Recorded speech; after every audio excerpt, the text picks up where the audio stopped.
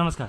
तो ये वीडियो ऐसे तो सभी के लिए है, मगर स्पेसिफ़िकली दिव्यांगना जी और उनके विचारों से सहानुभूति या उनके विचारों से सहमति रखने वाले लोगों के लिए ख़ास करके है। और ये वीडियो कारगर साबित होगी या नहीं होगी इसका मैं दावा नहीं कर सकता, मगर वीडियो लंबी ज़रूर होगी। तो आशा करता हूँ कि जब आप ये वीडियो देखने बैठे तो वक्त लेकर बैठें और देखें ज़रूर पूरा।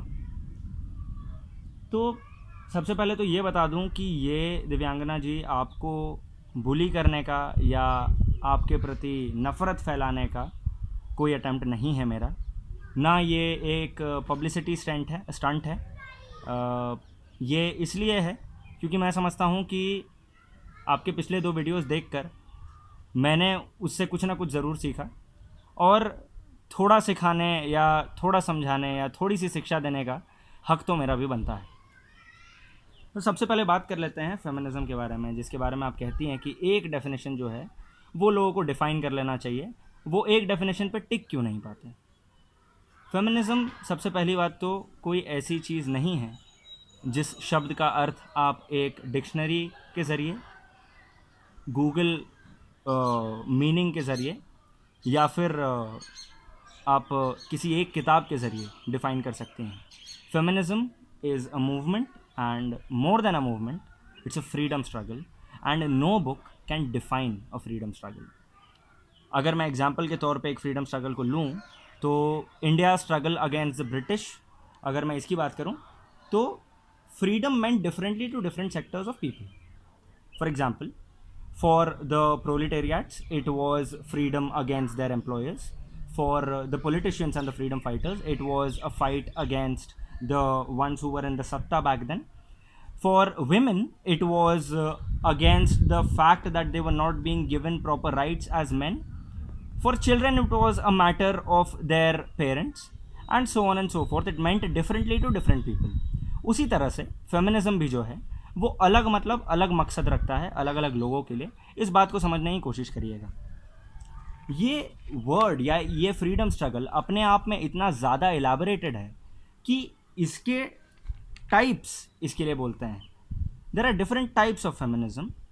There's Marxist feminism, there's socialist feminism, there's humanist feminism, there's ecofeminism, there's psychoanalytic feminism, there's intersectional feminism, there's black feminism, there's radical feminism, there's victim feminism, and the list goes on. ये वो हैं जिनके बारे में मैंने सुना या पढ़ा है।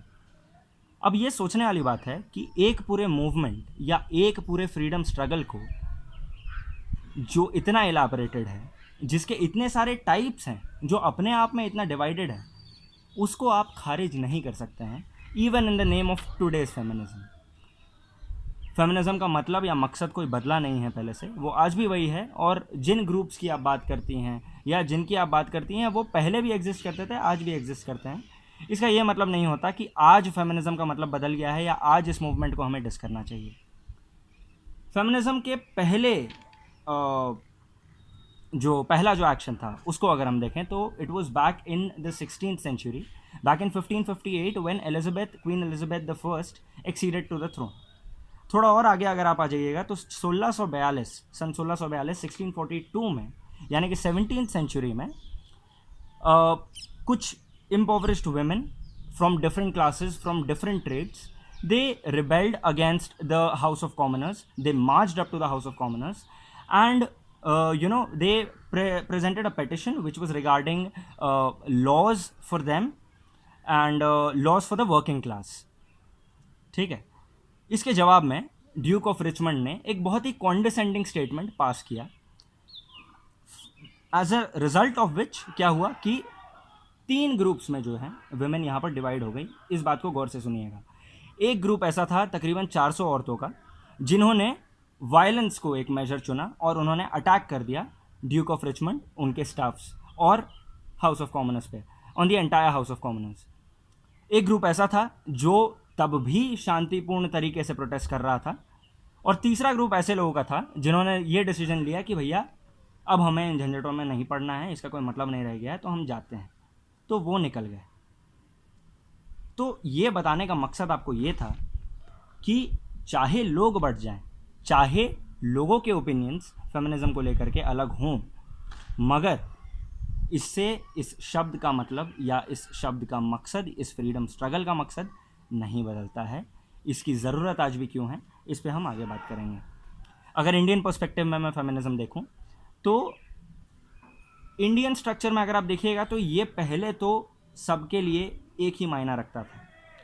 उसके बाद इसमें क्लास के बेसिस पे डिविजन्स होने लगे, इसमें रिलीजन के बेसिस पे डिविजन्स होने लगे, और भी तरह तरह के कारण थे सबके, पॉलिटिकल आइडियोलॉजीज के बेसिस पे डिविजन्स हुए। तो इस तरह से लोग डिवाइड होने लगे। कुछ लोगों को लगा कि अरे नहीं भाई, मेरे रिलीजन को इस पर्टिकुलर फेमिनिस्ट ऑर्गेनाइजेशन में कंसिडरेशन नहीं दी जाती है, तो मैं अलग खड़ी होंगी और मेरे जैसे जो लोग हैं वो अलग खड़े होंगे। उसी तरह से क्लास के बेसिस पे भी इसी तरह से लोग डिवाइड होने लगे।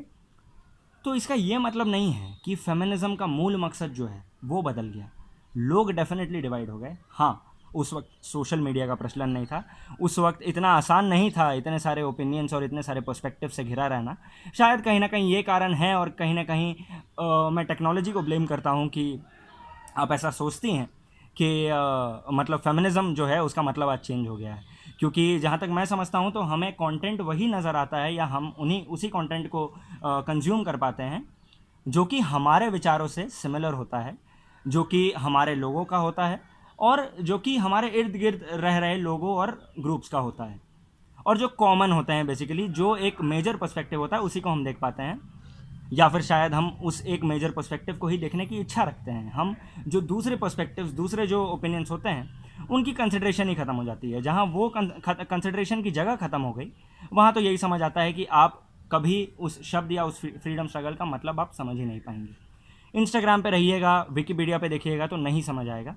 वहाँ से बाहर निकलिए तो ज़रूर शायद आप समझ सकें। शायद मेरी प्रैक्टिकल नॉलेज आपसे कम हो, लेकिन मैं इतना तो जानता हूँ कि किताबों के तहत मैं आपको कुछ चीज़ें बता सकता हूँ रेफ़र करने को, जिसको आप देखेंगी, जिनके बारे में आप पढ़ेंगी, तो आपको एक नया पर्सपेक्टिव मिलेगा। आपको ये समझ आएगा कि फेमिनिज्म जो है वो उस हद तक लिमिटेड नहीं है जो आप सोशल मीडिया पे देखती हैं, या आपके हिसाब से कुछ ग्रुप्स या कुछ पेजेस जिस तरह का फेमिनिज्म प्रोपोगेट करते हैं। हालांकि सारे ही लोग सेल्फ प्रोक्लेम्ड फेमिनिस्ट होते हैं, मगर मैं ज़रूर ऐसा चाहूँगा कि आप खुद को थोड़ा सा एडुकेट करें, थोड़ी सी किताबें आप भी पढ़ें, थोड़ा सा प्रैक्टिकल नॉलेज मैं लेने की कोशिश कर लेता हूँ, मगर देखें ज़रूर। So if you want an Indian perspective, you could refer to Geetanjali Ganguly, you could refer to Nivedita Menon, you could refer to Uma Chakraborty, you could, in today's time, you could refer to Japlin Pasricha, who is the founder of feminism in India. आप जाकर उनका Twitter handle देखें, आप जाकर उनका Instagram handle बेशक देखें, आप उनके वेबसाइट को चेक करें, आपको समझ आएगा कि फेमिनिज्म का मतलब और मकसद आज भी उनके लिए वही है। ब्रेक थ्रू इंडिया को भी फॉलो कर सकती हैं आप, फॉर दैट मैटर।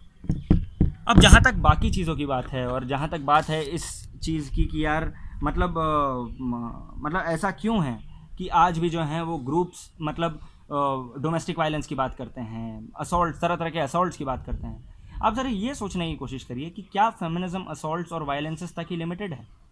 नहीं, फेमिनिज्म हर उस इनइक्वालिटी के लिए है औरतों के खिलाफ जो सोसाइटी में एग्जिस्ट करती है। आप कहती हैं कि इसका एक जेंडर बायस है, बेशक एक जेंडर बायस है, लेकिन वो बायस इसलिए है क्योंकि उस ऑपरेशन का कोई अंत नहीं है। उस ऑपरेशन का अंत अभी नियर फ्यूचर में नज़र भी नहीं आ रहा है। ये बातें मैं आपको समझाने की कोशिश करूँगा फैक्ट्स के ज़रिए आगे चल के। अभी के लिए आगे बढ़ते हैं। आपके वीडियो में आपने पहले वीडियो में आपने कहा था कि आप एक लॉयर बनना चाहती हैं। बड़े दुख की बात है कि एक एस्पायरिंग लॉयर के वीडियोज़ में मुझे इंडियन कॉन्स्टिट्यूशन का ज़्यादा जिक्र नज़र नहीं आता। मैं जिस हद तक मेरी याददाश्त है उस हद तक मैं ये याद करता हूँ कि आपने एक बार इंडियन पीनल कोड का जिक्र किया था, जहाँ पे आपने एक्ट ऑफ डिफेमेशन की बात की थी। मगर जिस चीज़ के लिए आप खड़ी हैं, जिस जेंडर इक्वालिटी की आप बात करती हैं, वहाँ पर आपके लिए इंडियन कॉन्स्टिट्यूशन कहीं पर भी नहीं आता है आपके वीडियो में। तो मैं चाहूँगा कि आप देखें और देखें कि हाँ, लॉज जो हैं इंडिया में वो जेंडर न्यूट्रल नहीं है, और उस पर बात करना अति आवश्यक है। मैं इस बात पे पूर्णतः समर्थन करूंगा आपका, अगर आप ये बातें उठाएंगी तो। अगर आप बातें उठाएंगी आर्टिकल 354 के अंश ABCD की, अगर आप बातें उठाएंगी आर्टिकल 375 की, अगर आप बातें उठाएंगी आर्टिकल 376 की, तो मैं बेशक इसमें आपका समर्थन करूंगा, क्योंकि यहाँ पर जेन्युइनली जेंडर न्यूट्रलिटी कुछ हद तक भी नज़र नहीं आती है। क्योंकि एक तो हम मर्द और औरत तक ही सीमित हैं लॉज के हिसाब से अपने। दूसरी बात, नॉन बाइनरी जेंडर्स को हम कोई कंसिडरेशन ही नहीं देते। जहाँ पर हम मेन और वेमेन को भी कंसिडरेशन देते हैं वो सिर्फ इसी हद तक देते हैं कि औरतों को हम विक्टिम बताते हैं और मेन को हम अक्यूज बताते हैं। ये बिल्कुल सही बात है, लेकिन इस बात का जिक्र आप अपने वीडियोज़ में नहीं करती हैं। Moreover, whenever you talk about equalism, whenever you talk about humanism, it's all good and it's all well accepted. But not if you put today's feminism at stake, because it is impossible for anybody to define what feminism means at all. Because, like I said, everybody is a self proclaimed feminist, and for everybody, feminism means differently and holds different parameters. Please try to understand that.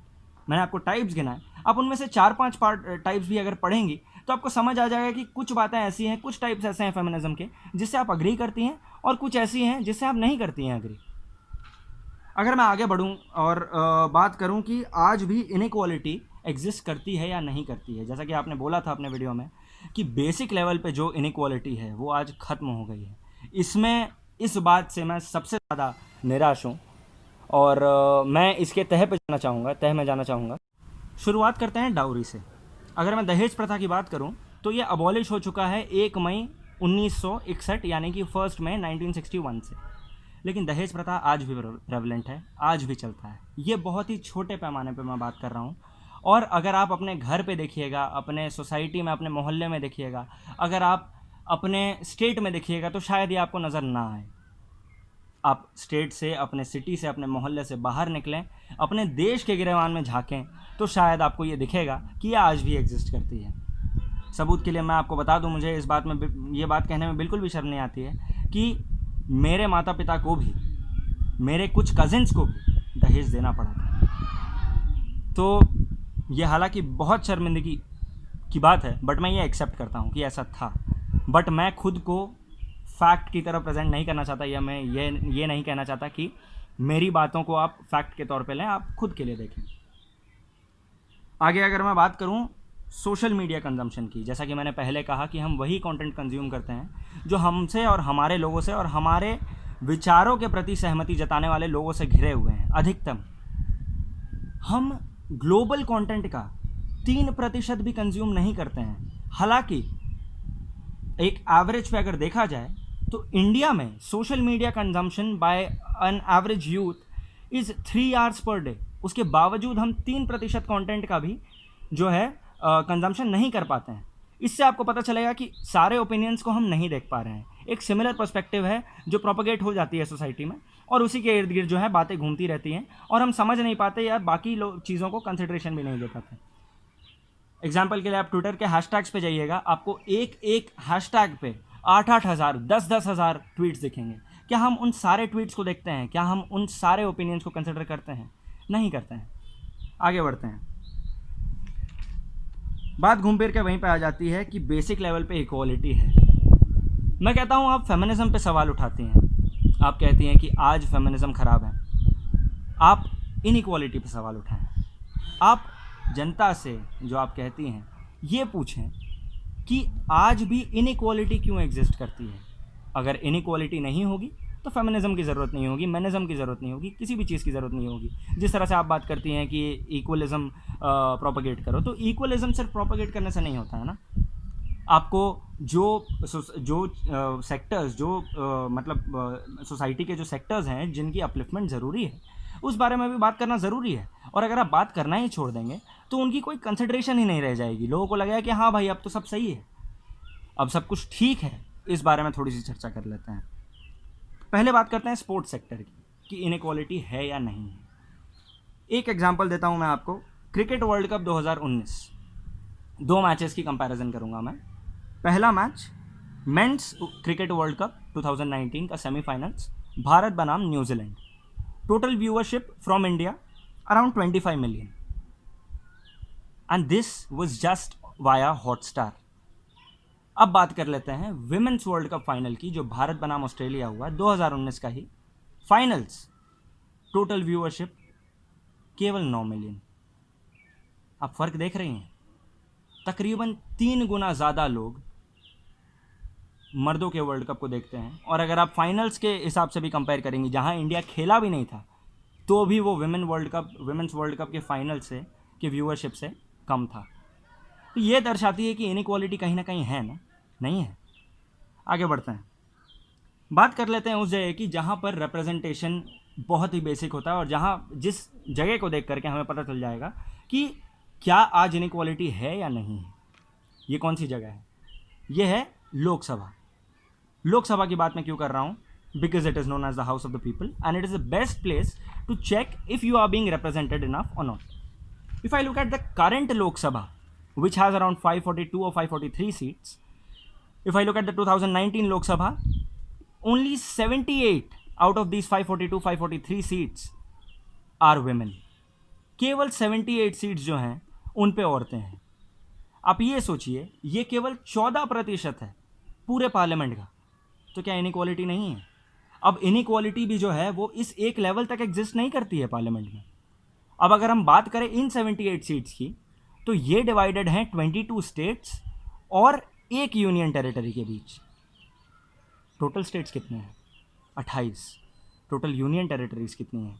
8।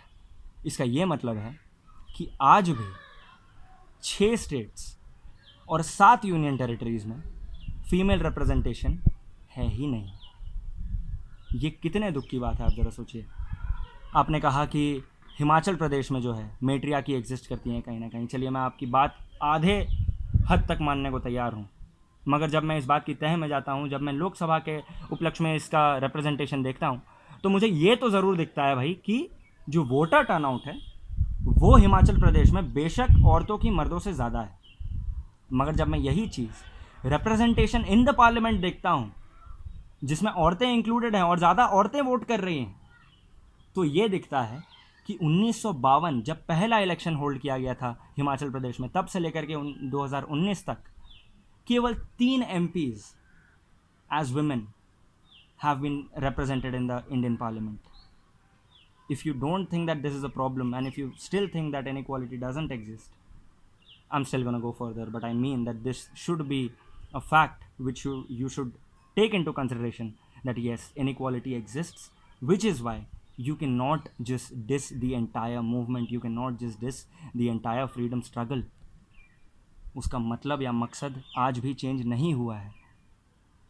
मैं कहीं पर भी मकसद से या मुद्दे से भटक नहीं रहा हूँ, और मैं आपको ये बात बार बार याद दिलाता रहूँगा क्योंकि वीडियो लंबा खिंचा जा रहा है कि मैं ये सारे फैक्ट्स का मकसद सिर्फ एक ही है, ये बताना आपको कि फेमिनिज़म पे सवाल ना उठाएं और ये ना कहें कि आज का फेमिनिज़म जो है वो ख़राब हो गया है, क्योंकि आज का फेमिनिज़म को डिफ़ाइन करने की शक्ति ना आप में है ना मुझ में है. लेकिन इनइक्वालिटी एग्जिस्ट करती है या नहीं, इसका मुआयना आप भी कर सकते हैं और हम भी कर सकते हैं.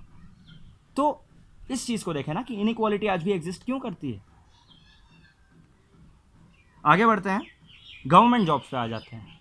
गवर्नमेंट जॉब्स में सबसे पहले आ जाते हैं ब्यूरोक्रेसी पे, जहाँ पे आपने बात करी कि आईएएस में जो है विमेन रिप्रेजेंटेशन, मतलब विमेन रिप्रेजेंटेशन की तो आपने बात नहीं की. आपने कहा कि आज एक गरीब से गरीब घर की लड़की या लड़का जो है वो सपना देख सकता है आईएएस बनने का. बेशक सपना देख सकता है, क्यों नहीं देख सकता है, मगर क्या आईएएस बनने के लिए उच्चतम शिक्षा उनको प्रदान की जा रही है? क्या उनके पास इस बात का संसाधन है?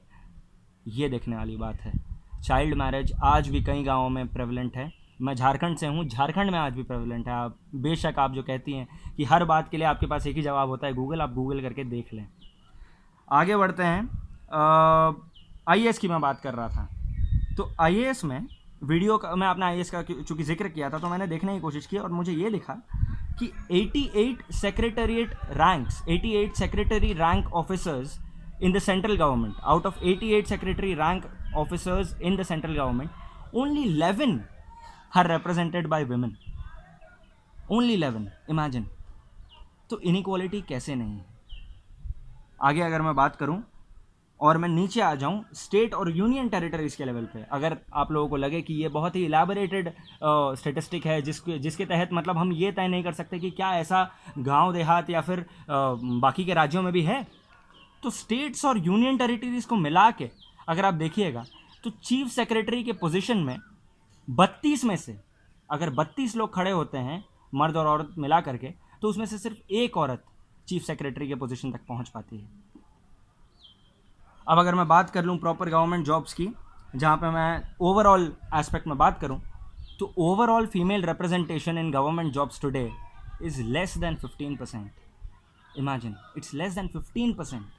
50% की हम बात करते हैं, हम इक्वालिटी की बात करते हैं, यहाँ हम 15% भी नहीं दे पा रहे हैं अपने औरतों को। इस 15% में भी अगर हम देख लें और इसको थोड़ा और इलाबरेट करें, अगर हम इंडियन रेलवेज की बात करें तो only 7% of the total Indian railway staff comprises women. Imagine how big of a deal is that. Only 7% of the entire railway staff is women. अब अगर इसमें हम रेलवे पुलिस फोर्स की बात करें तो 2018 में पीयूष गोयल जी, जो रेलवे मिनिस्टर हैं हमारे, उन्होंने क्लेम किया था कि 50% जो रिप्रेजेंटेशन होगी आरपीएफ में, रेलवे पुलिस फोर्सेस में, वो विमेन की होगी। ये 2018 का क्लेम था। आज आप जाके चेक करें रेलवे आरपीएफ की स्ट्रेंथ, अगर मैं विमेन रिप्रेजेंटेशन की बात करूं तो 2.25% है, सिर्फ मात्र 2.25%। 2 साल बीत गए हैं आज उस क्लेम को, आज उस रिजर्वेशन को पास हुए, आज भी रिप्रेजेंटेशन केवल 2% है। सोचने वाली बात है, गंभीरता से लेने वाली बात है, और ये सोचने वाली बात है, ये देखने वाली बात है कि इन छोटे छोटे कारणों के कारण आज भी आज का फेमिनिज्म जो है उसको खारिज नहीं किया जा सकता है, और आज भी फेमिनिज्म की ज़रूरत क्यों है और इनइक्वालिटी आज क्यों एग्जिस्ट करती है। इन सवालों को मैं बार बार दोहराऊंगा पूरे वीडियो में। वीडियो बहुत ज़्यादा लंबा खींचा चला जा रहा है, I am so sorry, but I need to continue with this because this wasn't scripted and I am gonna go further. Alright, if I go ahead and if I talk about the state police forces, अधिकतर state police forces में अधिकतर states ने 33% reservation quota पास कर दिया है। 33% reservation has been passed by majority of the states in case of women representation. Now if I actually get into it and see the current strength, nationwide strength of state police forces is only 7.3%. Think about this is a matter of concern.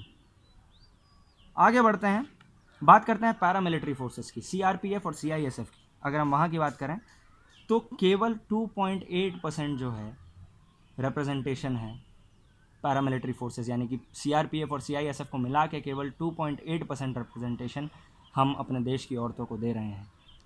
अब अगर मैं इसको भी थोड़ा detail में समझाने की कोशिश करूं आपको, तो 88% of this 2.8% of the total jobs that I mentioned are merely clerical jobs and jobs of lower level of management in these forces. अब कुछ लोग ऐसे होंगे जो यहाँ पे एसेंशियलिज्म और बायोलॉजिकल डिफरेंसेस लाने की कोशिश करेंगे, हालांकि मैं उन बातों में नहीं मानता, और ये बातें जो हैं वो उन फिलोसोफर्स द्वारा लाई गई हैं जो वक्त के साथ बदलती चली आई है। जैसा कि मैंने कहा कि जिस तरह से फेमिनिज्म जो है वो विकसित होता आया है वक्त के साथ, उस हिसाब से ये जो थियोरीज़ हैं वो भी विकसित होती आई हैं।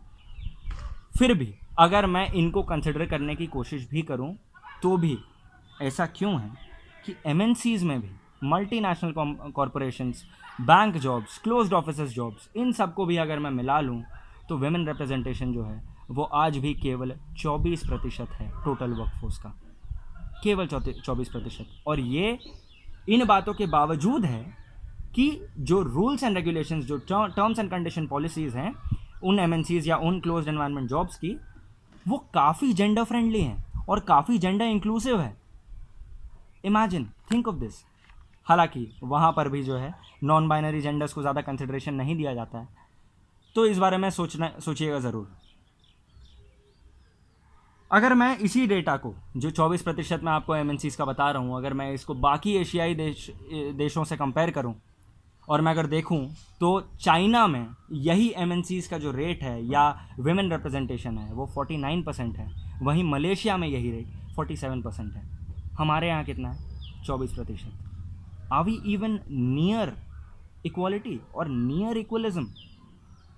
आई डोंट थिंक वी आर, क्योंकि ये छोटी छोटी चीज़ें हैं जिनको हमने अब तक कंसिडर नहीं किया है, जहाँ पे हमने अब तक रिजर्वेशन देने के बावजूद कई जगह पे इम्प्लीमेंट करने में हम नाकामयाब रहे हैं। जब तक नाकामयाब रहेंगे तब तक फेमिनिज्म की ज़रूरत होगी, तब तक इनइक्वालिटी पर सवाल उठाने की ज़रूरत होगी, तब तक औरतों के ऑपरेशन के बारे में बात करने की ज़रूरत होगी।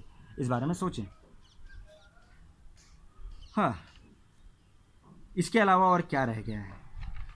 मेरे ख्याल से अगर मैं क्षेत्रों की बात करूं, अलग अलग क्षेत्रों की बात करूं, तो इतना ही है। इस वीडियो को वायरल करने की मैं आपसे किसी से भी अपेक्षा नहीं रखता।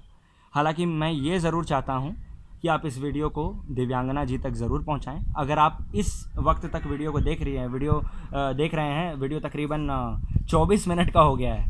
तो thank you so much for watching this, thank you so much for listening.